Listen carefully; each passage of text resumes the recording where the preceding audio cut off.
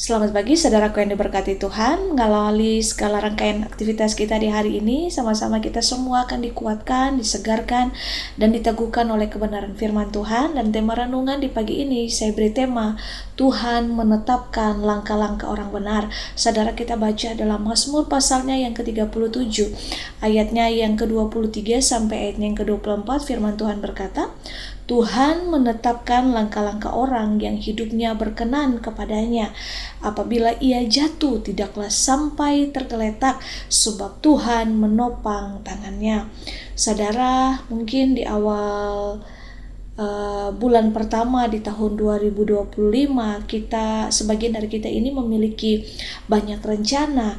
Dalam berjalannya waktu, terkadang saudara, rencana yang sudah kita susun itu tiba-tiba mengalami seperti jalan buntu. Nah, semua menjadi berantakan dan tidak lagi sesuai dengan rencana. Nah, bahkan kita tidak tahu dari mana harus mulai rencana tersebut. Nah, semua rencana sepertinya tidak lagi memiliki tujuan yang jelas. Kita mungkin merasa bingung apa yang harus kita lakukan. Nah, sepertinya semua rencana yang kita buat itu mengalami kegagalan. Nah, saudara yang diberkati Tuhan, yang dikasihi Tuhan, apapun rencana kita di tahun ini, saudara, dan sudah mau mengakhiri tahun 2025, mungkin ada rencana-rencana yang sudah kita siapkan di tahun yang baru, tahun 2026. Mari kita bawa itu semua dalam doa, saudara, dan serahkan itu kepada Tuhan. Bertanyalah kepada Tuhan, saudara, apakah rencana kita itu sesuai dengan kehendaknya Tuhan. Manusia ini boleh berencana, tapi ingat saudara, Tuhan yang Maha Tahu, yang menentukan segala yang terbaik buat kehidupan kita. Nah, lalu demikian, apakah kita ini tidak perlu lagi membuat rencana dalam hidup kita? Firman Tuhan di dalam Lukas pasalnya yang ke-14 ayatnya yang ke-28, firman Tuhan berkata, sebab siapakah di antara kamu yang kalau mau mendirikan sebuah menara tidak duduk dahulu membuat anggaran biayanya? Kalau cukup uangnya untuk menyelesaikan pekerjaan itu.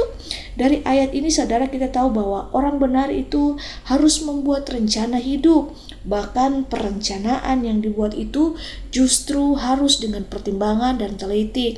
Dalam Mazmur pasal yang ke-37 ayat yang ke-23 ini tertulis bahwa Tuhan itu menetapkan langkah-langkah orang yang hidupnya berkenan kepadanya. Mari kita mau belajar saudara untuk menetapkan hati kita untuk lebih lagi menaati firman Tuhan dan percaya bahwa Tuhan akan menuntun setiap langkah-langkah hidup kita. Kita percaya bahwa Mazmur pasalnya yang ke-37 ayatnya yang ke-24 yang berkata, apabila ia jatuh tidaklah sampai tergeletak, sebab Tuhan menopang tangannya. Nah, saudara, kalaupun kita mengalami kejatuhan, kita jatuh, Tuhan tidak akan membiarkan setiap kita. Dia akan menopang tangan kita untuk kita bangkit. Mungkin kita mengalami situasi yang terpuruk, namun kita harus percayakan janji Tuhan dalam Yesaya pasalnya yang ke-42 ayatnya yang ketiga, yaitu bulu yang patah terkulai tidak akan diputuskannya, dan sumbu yang pudar nyalanya tidak akan dipadamkannya. Mari saudara, tetapi dengan setia ia menyatakan hukum. Tuhan itu setia, saudara. Kita tidak dibiarkan Tuhan berjalan sendiri. Maka kita melangkah di tahun yang akan datang ini, tahun 2026 ini, dengan iman, dan kita tertuju fokus kita itu kepada Tuhan yang setia. Kita tidak dibiarkan sendiri, saudara.